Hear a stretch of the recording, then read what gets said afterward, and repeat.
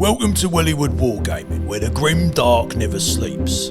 Crack open a bottle of wild snake and spark up a low stick as we take a journey down Underhive. Howdy Hive Scum, and welcome back to episode 3 of my Necromunda Alliance series. Today, boys and girls, we're going to be talking about House Greim, or House Greim, depending on how you want to say it. Personally, I think Grime sounds better. These guys are so awesome, and the real reason why I think so is the models. The models are just fantastic. Before we get into the rest of the video, let's go and have a look at the models. It's only 2. You don't get 4 guys, but they are so sweet. Here's some I painted earlier. The main guy, the big guy, what's his face? The Kriegmeister, or the Kriegmeister, is a sort of, rebel lord looking dude with all the trappings. He's got a bionic leg, a bionic eye. He's a bald-headed, mustachioed, awesome looking dude with a cane, a saber, and a bolt pistol and stuff as well. He just looks so good, and I love the lore behind House Greim as well. If you haven't read any of it, it's really cool. They're kind of frauds in some ways. They certainly aren't particularly noble, and this guy is just pretending to be way above his station pretty much. He is no military strategist or genius. He's acting that role. But what I really love about these two in terms of the miniatures is the Jagerkin, which I believe is how you pronounce it. I painted mine up as a homage to my partner, actually, and it kind of looks a bit like her. Maybe this is a weird sort of way that I see my partner as her sort of essence, as a sort of warrior bodyguard, perhaps. I don't know. That would be nice for me. Maybe I'm the bald old guy and she's the fit and healthy, hard ass. I think that's probably how our relationship is anyway. But the Jagerkin, fantastic looking female militant model with a sort of shotgun, and just the pose and everything about it is awesome. I love the helmet, and I love the sort of leanings into the militia and the stuff that we haven't really seen on Necromunda that much in terms of this sort of militarized segment of things. Now, you can find the full rules for House Greim in the House of Chains book, actually, which is House Goliath's book, which means they have a strong alliance with House Goliath. I believe they draw recruits for their militia from the, gene smithing labs of House Goliath and stuff, so they want big strong soldiers to form their sort of guard for House Greim as well. So the strong alliance is there, and that does mean that you don't have to worry about testing that alliance result in the first instance, which is pretty damn good.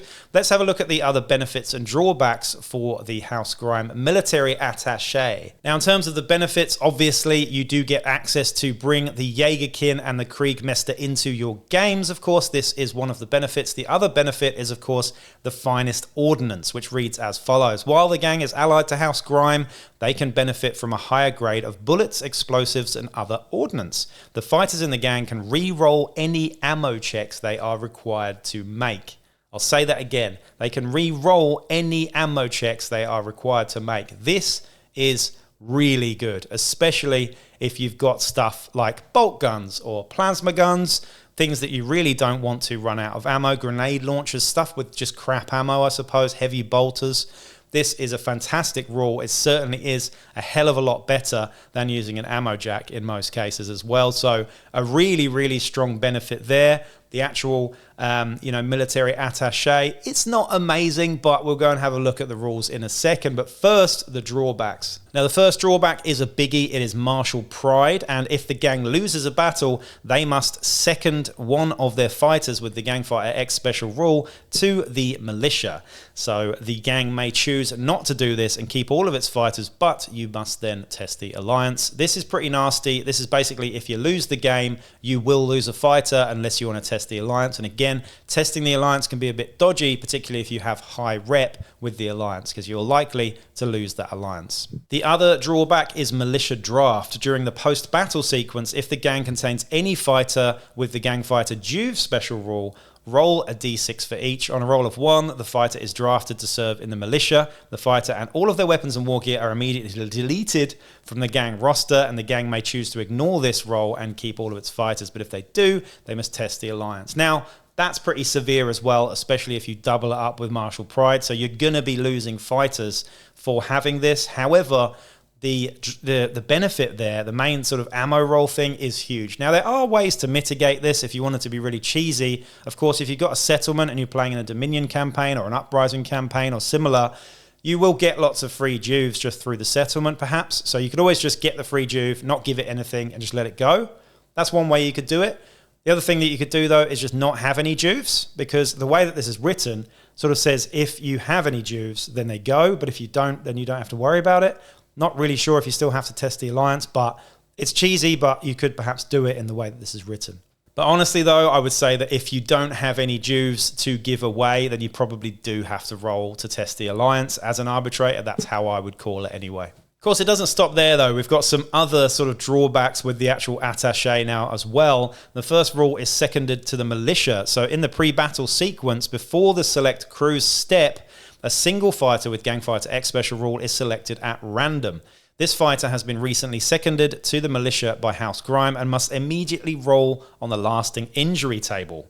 Counting a roll as 61-65 critical injury as a roll, 66 memorable death. So if you roll a 1 in 6 chance of this happening, they are dead. If the fighter survives, they gain D6 experience, though, which is pretty cool. If the fighter went into recovery, they must miss the battle. And if the fighter was killed, House Greim will compensate the gang with credits equal to the deceased fighter's cost. So, a lot to take in there.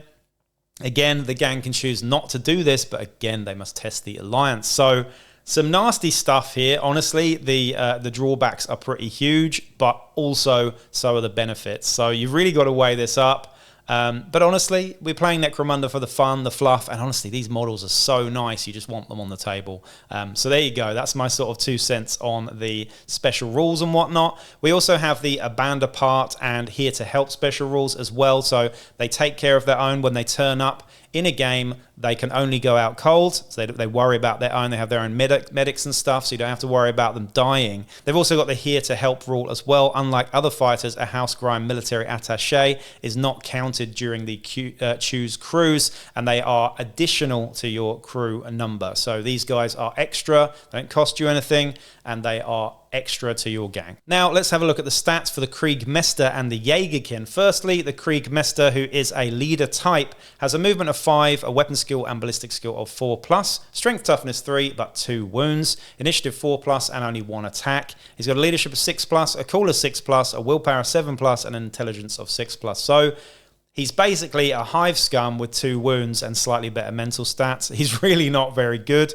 He comes with a bolt pistol, which is an underwhelming pistol at best, but it's decent when you get it for free, I suppose, and you get a power sword as well, which is a fantastic close combat weapon, parry, and also the power trait as well, +1 strength, -2 AP. It's a good close combat weapon. And again, most like any of the other alliances, you get Overseer on this guy, and with good mental stats, he has the ability to use it too. However, he can only use it on the Jagerkin. He does have light carapace armor for that 4+ save as well, which is pretty nice, and he is also counting as a leader for all intents and purposes. He does have an extra special rule here called an Eye for War. During the determined scenario step of the pre-battle sequence, the gang can increase or decrease the result of the roll on the scenario table by 1. If they do so, however, the military attache must be included in their crew for your games. I'm sure you won't mind about that at all.